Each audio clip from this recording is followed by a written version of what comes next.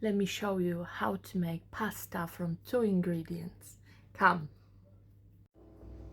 I'm gonna show you how quickly from just 2 ingredients you can make pasta for soups, for desserts, for anything that you like. It's delicious, homemade, and I'll show you the way my grandma was serving it for me for the breakfast or for the supper, which is milk soup, just warm milk and that pasta freshly cooked, sprinkle of salt, and that's all. It was just the best meal ever, very cheap and simple but delicious. It brings memories from the childhood. So we're starting off from eggs. We're gonna need 2 of them. First we have to wash them, of course.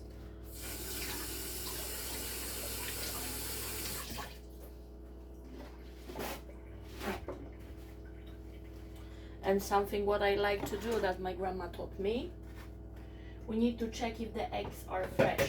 Even if you bought them from the shop just now, sometimes they might not be very well preserved in a shop or transport, so we have to check if they're fine. Otherwise, if you put both of them together in the same container and one of them is, for whatever reason, yikey, then the whole meal is gonna go to the bin, and we don't want that. I have just last 2 eggs, so let's crack them. You got to crack 1 egg into the jar and see if it looks fine. Then we can move it to the container we're gonna be making our dough. And another one also looks healthy and good to me, so I'm gonna move it back to the cup. So there we have 2 eggs prepared, and now we're gonna need 4 tablespoons of flour, and I've got a flour in here, also a pinch of salt, but it's up to you. You don't need to add it. I'm going to.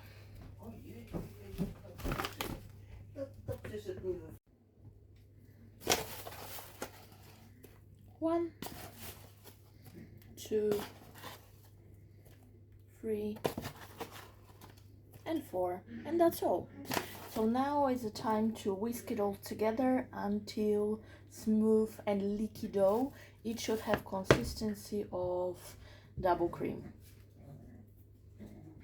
And over there the water is getting to boil, so once it starts bubbling we can pour the dough over the hot water. See you then.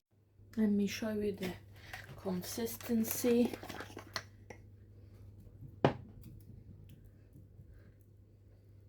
It's like that. It's perfect.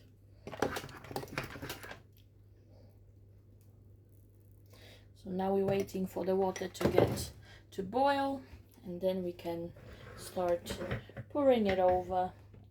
And once they come to the surface, okay, water is getting ready. Once it gets to the surface, to the top, we should decrease the gas or the number on your induction from the highest to medium, and then slowly let it cook for like 2 minutes, and then sieve it through the cold water and serve it how you like. Okay, the water is bubbling. I like to add a little bit of some oil just for the pasta not to stick together when they will be forming. And now I'm using the fork to mix it and just pouring strings over to the water. It doesn't matter how big or how small, is your creation, up to you, really. You should really do it more energetic, so can't.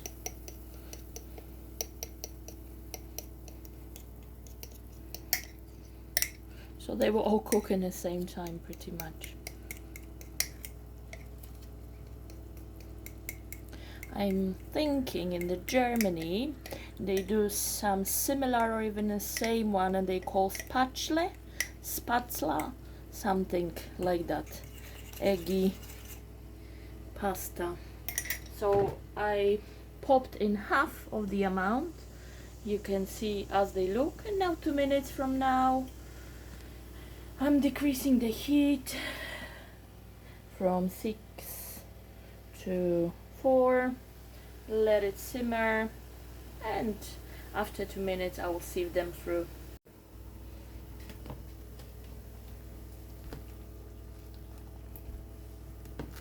The more irregular shapes, the better. It's not like it does really make sense, but for the eye, it just looks more pleasant. Okay, let me show you 2 variations. So I'm gonna be having this first bowl for my breakfast, and just because the pasta is still hot, I'll pour over cold milk. It's better if it's warm, but I'm lazy. So milk on the top, and that's it. Meal is ready. You can sprinkle some sugar on the top for extra flavor. I don't want, I like it as it is. And the second option, it's not a lot in it, it's just for the taste. I don't know if my dad like it, so he can give it a go. A little bit of favorite butter to it, and you can sprinkle either salt or sugar. Mix it.